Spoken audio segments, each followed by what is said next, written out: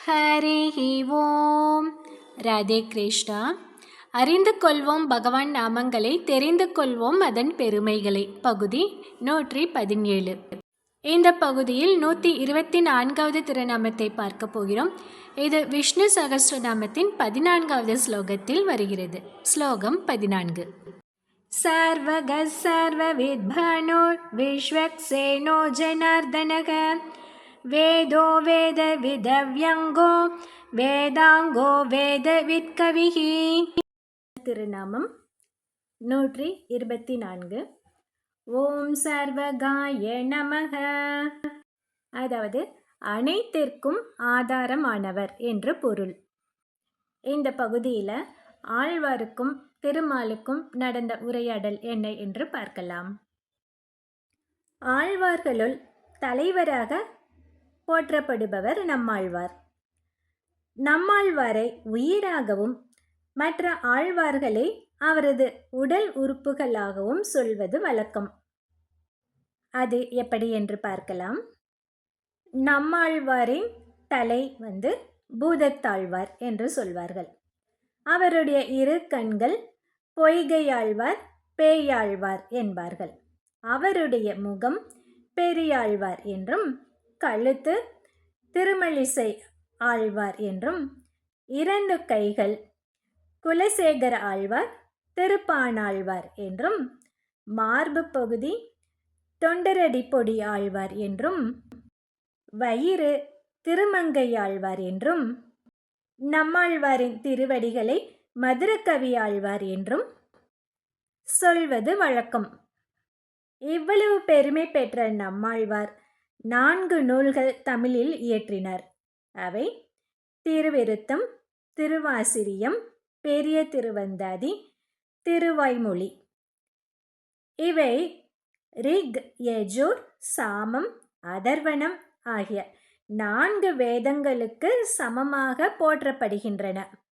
அவற்றுள் பெரிய திருவந்தாதியில் நம்மாழ்வாருக்கும் திருமாலுக்கும் அற்புதமான விவாதம் ஒன்று நடந்தது. அதை பற்றி பார்க்கலாம்.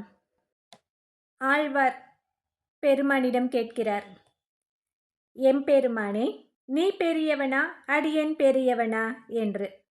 அதற்கு திருமாலின் பதில், இதென்ன கேள்வி, நான் தான் பெரியவன் என்று உமக்கு தெரியாதா என்று கேட்கிறார். அதற்கு ஆழ்வார், இல்லை இல்லை, நீ பதில் சொல், நம்மில் யார் பெரியவர் என்று சொல் என்று கேட்கிறார் ஆழ்வார். அதற்கு திருமால், அதான் சொன்னேனே, நான் தான் பெரியவன் என்று. அப்படி என்று சொல்கிறார் எம்பெருமான். ஆனால் அதற்கு ஆழ்வார், எதை வைத்து அப்படி கூறுகிறாய் என்று கேட்கிறார். அதற்கு எம்பெருமான், இந்த உலகம் அனைத்தையும் நான் தானே ஆதாரமாக உள்ளே அமர்ந்து கொண்டு தாங்குகிறேன். அப்படி என்றால் நான் தானே பெரியவன் என்று எம்பெருமான் சொல்கிறார். ஆனால் அதற்கு ஆழ்வார், அனைத்தையும் நீ தாங்குகிறாய் என்பதற்கு என்ன ஆதாரம் என்று கேட்கிறார். அதற்கு திருமால் பதில் அளிக்கிறார். சாந்தோக்கிய உபநிஷத்தில் என்ன சொல்லியுள்ளது? சசேதகோ வித்ருதிஹி ஏஷாம் லோகானாம் சம்பேதாய என்று சொல்கிறதே. பிருகதாரண்யக உபநிஷத் என சொல்கிறது, ஏதஸ்ய வா அக்ஷரஸ்ய பிரசாசனே கார்கி சூரிய சந்திரமசோ வித்ருதோ திஷ்டதக என்று பிருகதாரண்யக உபநிஷத் சொல்கிறது. அதற்கு பொருள் என்ன? இந்த பூமி, வானம், சூரியன், சந்திரன், நட்சத்திரங்கள், தேவலோகம் என அனைத்தையும், அதில் உள்ள உயிர்களையும் நானே தாங்குகிறேன் என்று தெளிவாக சொல்கிறதே. அதனால்தான் நான் சொல்கிறேன், நான் தான் பெரியவன் என்று. இப்படி எம்பெருமான் சொல்கிறார். இந்த எம்பெருமானின் பதிலுக்கு ஆழ்வார் என்ன சொல்கிறார் பார்க்கலாமா? இப்போது நான் சொல்வதை கவனமாக கேள். அனைத்துலகையும் உள்ளிருந்து தாங்குவதால் நீ பெரியவன் என்கிறாய். ஆனால் உன்னையே என் உள்ளத்தில் நான் தாங்கிக் கொண்டிருக்கிறேனே. இப்போது சொல், நீ பெரியவனா அடியேன் பெரியவனா? என்று ஆழ்வார் எம்பெருமானை மடக்கிவிட்டார். அதற்கு எம்பெருமான் சொல்கிறார், ஆழ்வீர், நீர்தான் பெரியவர் என்று. அதற்கும் ஆழ்வார் என்ன சொல்கிறார் பார்க்கலாமா? இல்லை இல்லை, அடியேன் உன்னை இதயத்தில் தாங்கிக் கொண்டிருக்கிறேன் என்றால் அதுவும் உன்னுடைய அருளால் தானே. உன்னை தாங்கக்கூடிய சக்தியையும் நீதானே அடியேனுக்கு அருளி இருக்கிறாய். உன்னை தாங்குவதாக சொல்லிக் கொண்டிருக்கும் அடியேனையும் நீதானே தாங்கிக் கொண்டிருக்கிறாய். அதனால் நீதான் பெரியவன் என்று சொல்கிறார் ஆழ்வார். இதை ஆழ்வார், புவியும் இருவிசும்பும் நின்னகத்த நீ என் செவிவழி உள் புகுந்து என்னுள்ளாய் அவிவின்றி யான் பெரியன் நீ பெரிய என்பதனை ஆரறிவார் உன் பருகு நேமியாய் உள்ளு. இதை நம்மாழ்வார் பெரிய திருவந்தாதியில் 75வது பாசுரமாக பாடியிருக்கிறார்.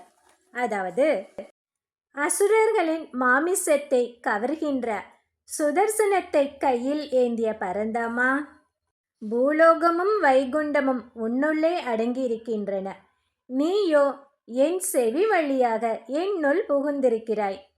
நீ என் நெஞ்சில் குடியிருப்பதால் நான் பெரியவனா நீ பெரியவனா என்பதை யாரால் சொல்ல முடியும்? எல்லாம் அறிந்த நீதான் அதை கூற முடியும் என்கிறார். இப்படி நிலம், நீர், காற்று, நெருப்பு, வானம், உயிர்கள் என அனைத்தினுள்ளும் நுழைந்து அவற்றுக்கு ஆதாரமாக இருந்து அனைத்தையும் தாங்கி வரும் திருமால் சர்வதக என்று அழைக்கப்படுகிறார்.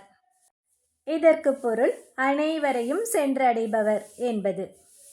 இந்த 124வது திருநாமத்தை தினமும் சொல்லி வந்தால் அன்பர்களுக்கு வாழ்வில் எந்த சுமையும் ஏற்படாதபடி எம்பெருமான் அருள்வார். அடுத்தது 125வது திருநாமம். இதை அடுத்த பகுதியில் பார்க்கலாம். ஹரி ஓம்.